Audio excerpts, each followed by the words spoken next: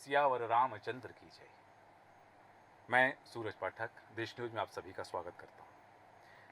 हमारा यह कार्यक्रम वह जो जानना जरूरी है, उसमें वो बातें जो आपके लिए जानना जरूरी है, उसमें कि रामचरितमानस की इस यात्रा में जो यात्रा है हमारी चलो राम की ओर। इस यात्रा में जहां हम रामचरितमानस की कथा में प्रवेश कर चुके हैं, माता सती और शिव का जो संवाद है, भगवान श्री राम की परीक्षा लेने के बाद में भोलेनाथ समाधि में चले गए हैं।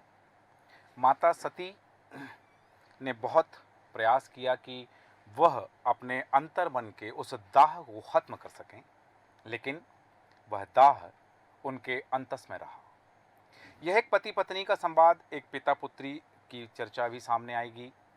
ये जो संवाद हैं, ये संवाद हमारे वर्तमान परिदृश्य में एक सोपान उपस्थित करते हैं, एक उदाहरण उपस्थित करते हैं, और उन्हीं उदाहरण की मीमांसा के लिए हम चर्चा कर रहे हैं। चर्चा में खास मेहमान हमारे साथ हैं कथावाचक श्रद्धेय रमेश शर्मा जी। रमेश शर्मा जी, बहुत स्वागत है आपका देश न्यूज में। श्रीमान, जैसा कि हम चर्चा कर रहे हैं भगवान भोलेनाथ और माता सती के उस प्रसंग की जो रामचरितमानस में बाबा तुलसी ने उद्धृत किया है, और इस प्रसंग में भगवान भोलेनाथ समाधि में चले गए हैं, लंबा अरसा हो गया है, और उस समय जब भगवान भोलेनाथ समाधि में हैं, तब बाबा तुलसी ने जो एक दोहा लिखा है कि दक्ष लिए मुनि बोल सब करन लाग, बढ़ जाग निवते सादर सकल सुर जे पावत मख भाग। कि वह उस समय की परिदृश्य की, जब दक्ष ने एक यज्ञ का आयोजन किया और उन देवताओं को निमंत्रण दिया। बाबा तुलसी जो लिखते हैं कि निवते सादर सकल सुर जे पावत मख भाग, कि जिन्हें यज्ञ का भाग दिया जाता है उन सभी देवी देवताओं को आमंत्रित किया। बाबा तुलसी उस समय की किस अवस्था को प्रकट करना चाहते हैं? देखिए, स्वाभाविक रूप से जैसा कि हम लोग चर्चा कर रहे हैं, जी परमात्मा भगवान शिव की और माता सती की ये लीला है। जी अगर आप शिव पुराण में देखेंगे तो उसमें माता सती के अवतार का वर्णन आता है। वो भगवान शिव की केंद्रीभूत चेतना है। दक्ष ने तप किया और दक्ष ने तप किया तब उन्होंने उनके यहाँ जन्म लिया। ये पूरी कथा उसमें आती है। तो ऐसा नहीं है कि सती माता एक साधारण स्त्री है या भगवान शिव कोई साधारण है।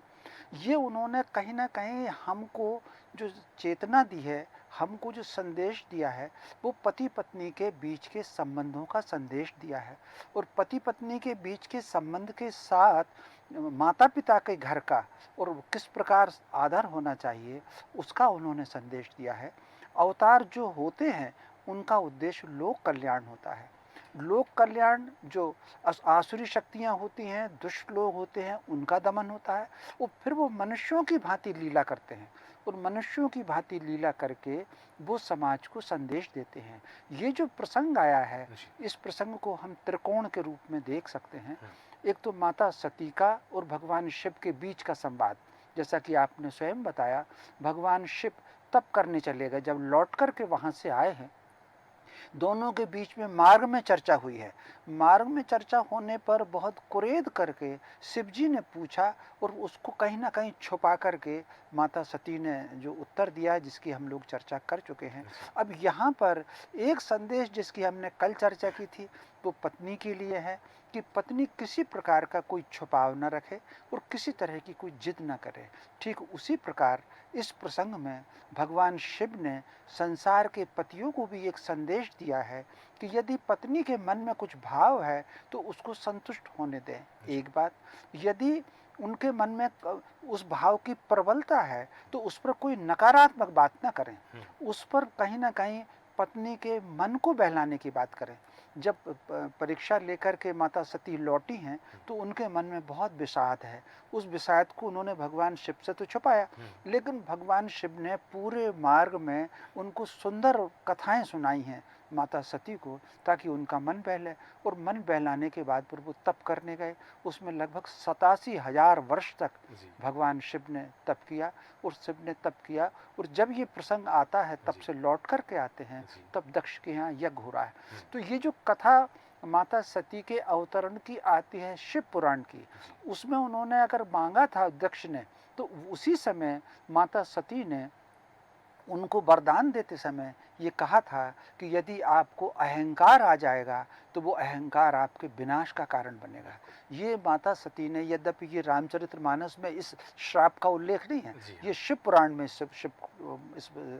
इसका कथा का उल्लेख आता है कि जी। माता सती ने कह दिया था।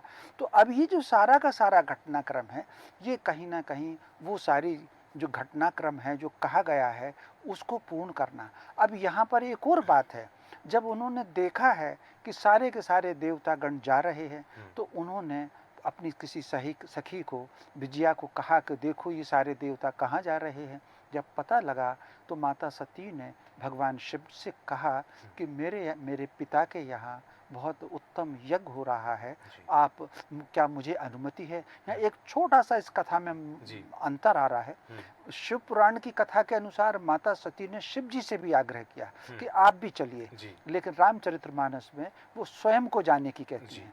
तब भगवान शिव माता सती को समझा करके कहते हैं कि मित्र के यहाँ, पिता के यहाँ, स्वामी के यहाँ और गुरु के यहाँ बिना बुलाए भी जाना चाहिए। लेकिन यदि कुछ मतभेद हो गए हैं तब अगर बिना बुलाए जाएंगे तो अनादर होगा।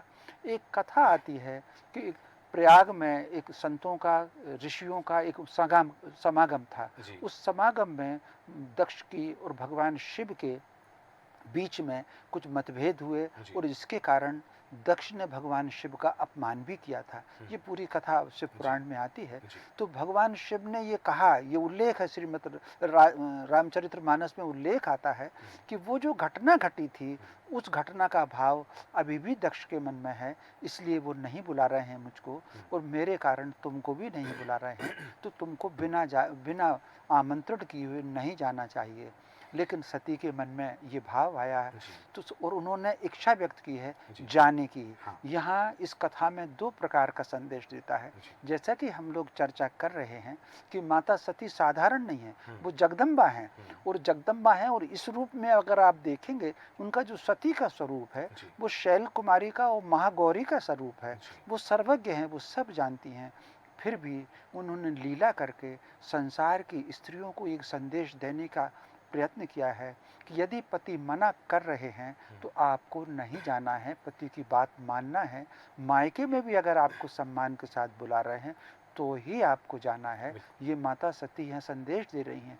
दूसरा संदेश भगवान शिव संसार के आज के सारे पतियों को एक संदेश दे रहे हैं कि यदि उन्होंने मना किया है, आपने मना किया है और उसके बाद भी अगर पत्नी की इच्छा मायके जाने की है तब आप उसको पूरे सम्मान के साथ, साधनों के साथ और पूरे स्नेह के साथ विदा करिए। भगवान शिव ने ये दोनों स्थानों पर है, रामचरितमानस में भी है और शिव पुराण में भी ये कथा है। भगवान शिव ने जब विदा किया है माता सती को तो उन्होंने अपना वाहन दिया है, वृष वाहन दिया है, क्योंकि महागौरी का और शैल कुमारी का जो वाहन है वो वृष वाहन है।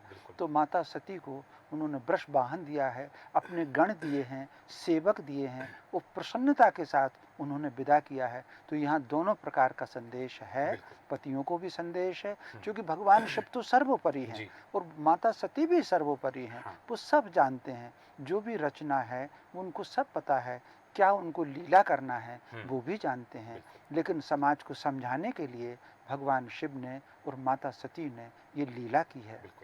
ये लीला है, ये लीला एक संदेश देने के लिए है। जैसा कि हम चर्चा कर रहे हैं श्रीमन की बाबा तुलसी ने जिस कालखंड में रामचरितमानस की रचना की है, उस कालखंड में क्या परिस्थितियां थीं, उन परिस्थितियों को और उन सामाजिक परिदृश्यों को रामचरितमानस में उन्होंने उसका दिव्यांकन किया है, दृष्टांकन किया है।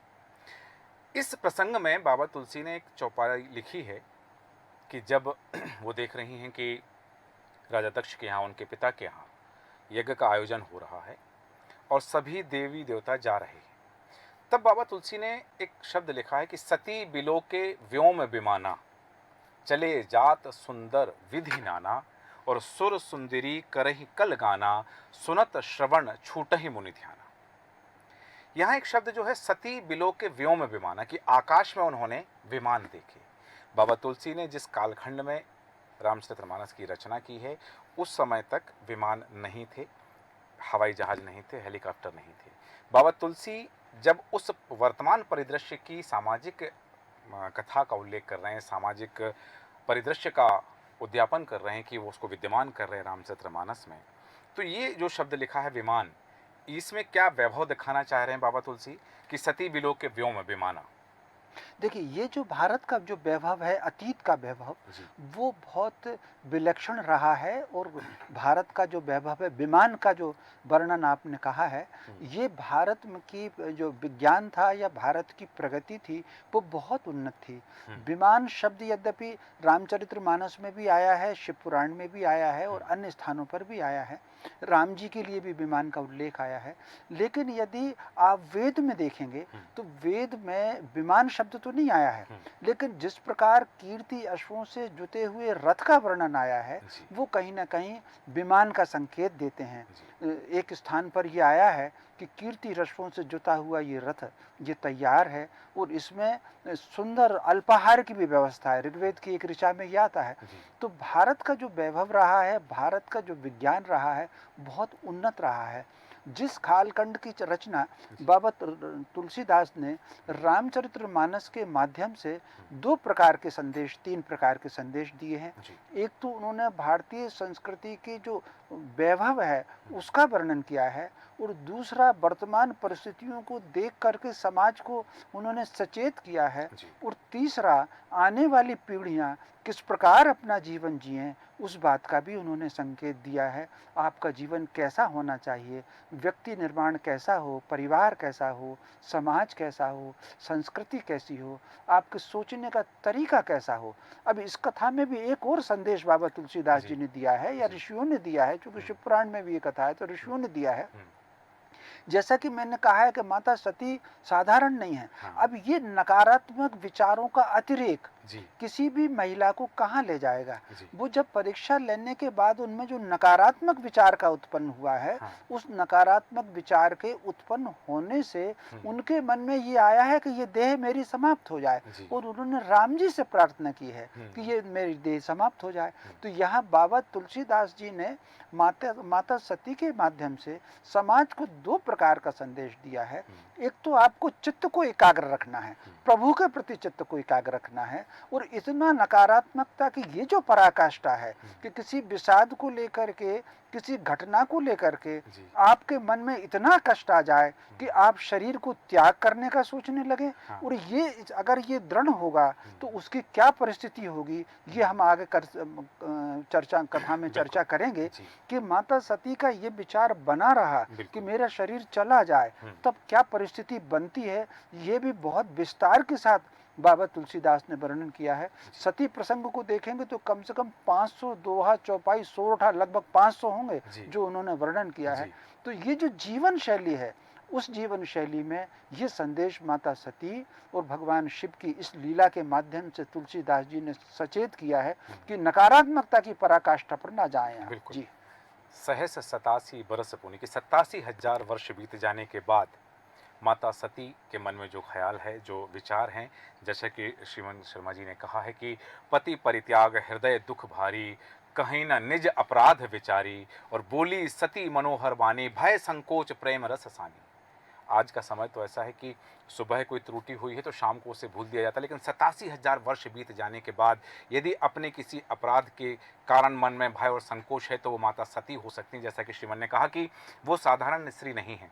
और यहाँ भगवान भोलेनाथ जो कहते हैं कि दक्ष सकल निज सुता बुलाई और हमरे बैर तुम्हें बिसराई, कि अपनी सभी पुत्रियों को बुला लिया है, सिर्फ हमारे दुश्मनी के कारण माता सती को आमंत्रण नहीं था। तो यहाँ जब माता सती जाने की बात कर रही हैं और भगवान भोलेनाथ ने उनको समझाया, आपने उल्लेख भी किया कि बिना बुलाए कहाँ नहीं जाना चाहिए, लेकिन जब वो पहुँचती हैं कि पिता भवन जब गई भवानी, दक्ष त्रास काहू न सनमानी, और सादर भले ही मिली एक माता, भगनी मिली बहुत मुस्काता। ये जो सादर मिली ही भले ही मिली एक माता, तो ये जो संबंधों की पराकाष्ठा है कि कौन सा संबंध कैसे निभाया जा सकता है, किस संबंध में कितनी प्रगाढ़ता हो सकती है। बाबा तुलसी उस तत्कालीन परिस्थिति में लिख रहे हैं कि सादर भले ही मिली एक माता, भगनी मिली बहुत मुस्काता।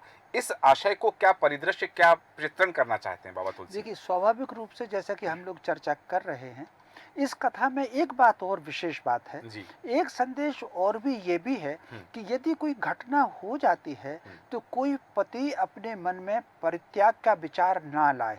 शिव जी ने ये लीला करके ये दिया है कि यदि मेरे जैसा व्यक्ति भी, माता सती जैसे व्यक्ति में भी अगर इस तरह का विचार आएगा कि पत्नी का परित्याग करना है, क्योंकि अगर जैसा कि आपने चर्चा भी की है, बाबा तुलसीदास जिस परिदृश्य में रामचरितमानस लिखी थी, उस परिदृश्य में बहुत सी ऐसी घटनाएं राजनीतिक सामाजिक जीवन में चल रही थी।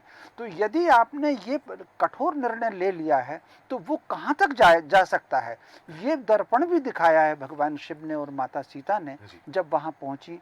तो चूंकि दक्ष ये पहले से, जैसा कि अपन चर्चा करते हैं, ये लीला है, ये पहले से निर्धारित था कि अगर दक्ष को अहंकार हो जाएगा तो वो माता सती ही उनके विनाश का कारण बनेगी। ये उन्होंने अपने वरदान में दिया था।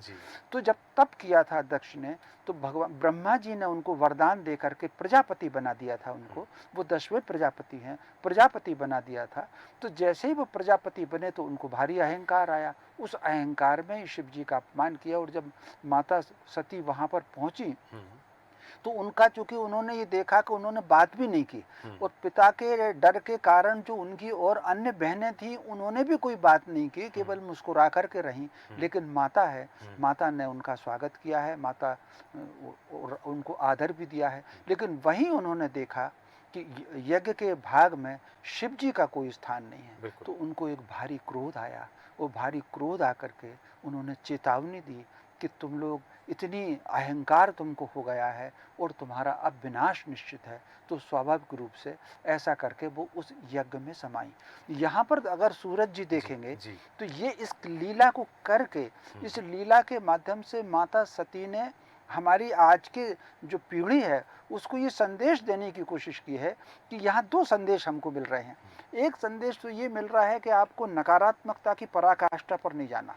87,000 वर्ष बीत जाने के बावजूद भी आप अपने उस नकारात्मक विचार पर अगर ठहरे हुए हैं कि मुझे तो अब देह त्यागना है, तो ये जो देह त्यागने का निर्णय कितना विनाश कर सकता है, ये विनाश माता सती के मायके की में लीला करके उन्होंने दिखाया। जब ये यज्ञ कुंड में उन्होंने प्रवेश कर लिया तो शिव जी के जो गण साथ में थे उन्होंने यज्ञ को विध्वंस करने का प्रयत्न किया। उस यज्ञ के आचार्य महर्षि भृगु थे, तो उन्होंने कुछ लोगों की रक्षा तो की। और जब ये भगवान शिव को ज्ञात हुआ तो उन्होंने अपनी जटा से वीरभद्र को उत्पन्न किया। और वीरभद्र ने जाकर के जो विनाश किया, जिस प्रकार दक्ष का वहाँ पर वध हुआ, वहाँ पर कोई बचा नहीं। और जो लोग और यज्ञ कराने वाले थे वो सारे के सारे, उनका विनाश हुआ। तो ये कथा या ये लीला करके समाज को ये संदेश है कि नकारात्मक विचार भी आपकी पराकाष्ठा पर नहीं जाएं, परिस्थितियों को देखें, अपने परिजनों का हित देखें।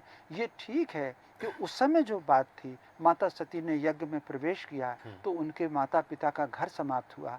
आज अगर कोई बहनें, बेटियां, माताएं ऐसा निर्णय लेती हैं तो ससुराल का पूरा घर समाप्त हो जाता है। तो इस लीला के माध्यम से भगवान शिव ने और माता सती ने समाज को ये संदेश दिया है कि आपके बीच में समन्वय रहना चाहिए। ठीक है कि आपके अंदर भीतर प्रीत है, लेकिन अगर प्रीत है तो संबंधों का समन्वय भी बना रहे। प्रीत को हम सात्विक मानते हैं, संबंधों को हम राजसिक मानते हैं। संबंध भौतिक होते हैं, प्रीत जो है वो अलौकिक होती है। जिस प्रकार ये जो पूरा का पूरा संसार है सूरज जी, ये निर्गुण भी है और सगुण भी है। निर्गुण और सगुण में कोई भेद नहीं है। निर्गुण के बिना सगुण संभव नहीं है, सगुण के बिना निर्गुण संभव नहीं है। किसी भी व्यक्ति को देखें, इस प्रकृति को भी देखें तो प्रकृति में हम धरती को देख सकते हैं, जल को देख सकते हैं, लेकिन पवन को नहीं देख सकते। किसी व्यक्ति में जैसे आप ही हैं, मैं आपका चेहरा देख सकता हूँ, आपकी आकृति देख सकता हूँ, व्यवहार देख सकता हूँ, आपको छू सकता हूँ, लेकिन आपके मन में क्या विचार चल रहे हैं, आपकी वृत्तियाँ क्या हैं, वो नहीं देख सकता। ये संबंधों में भी ये स्थिति बनती है। तो संबंध और प्रीत अलौकिक है, संबंध लौकिक है। तो इसमें प्रीत होने के बाद भी यदि संबंधों में भेद आ गया है तो उसको परस्पर समन्वय के बीच में सुलझाना चाहिए, अतिरेक में ना जाए। जैसे भगवान शिव ने ये लीला करके कहा कि वो अतिरेक में चले गए, उन्होंने मन ही मन माता सती का त्याग किया, वो अतिरेक था, विनाश का बीज वहां आ गया।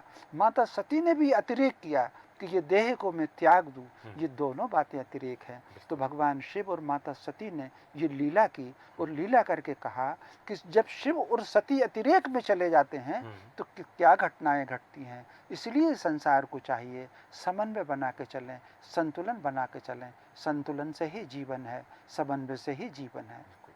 बहुत उत्तम बात आपने कही कि यह जो दृश्य है, यह कथा जिस तरह से चरितार्थ होती है, हालांकि इसमें बहुत सारी बातें समकालीन भी हैं, क्योंकि बाबा तुलसी ने जब लिखा है कि सती जाय देखा हूँ तब जागा कतहु न दीखे शंभु कर भागा, आपने उल्लेख किया, तो यहाँ पति और पत्नी के बीच का जो परस्पर समन्वय है, वह समन्वय स्थापित रहे और साथ ही अतिरेकता ना हो। यदि माता सती, भगवान भोलेनाथ जानते थे कि वहाँ क्या होने वाला है, वो त्रिकालज्ञ हैं, लेकिन तब भी अपनी पत्नी के आग्रह पर उन्होंने जाने दिया और पत्नी ने भी यह तय कर लिया, पत्नी भी कौन, जगदम्बा माता सती, उन्होंने तय कर लिया कि देह त्याग करना है, अतिरेकता हुई और यह दृश्य उपस्थित हुआ।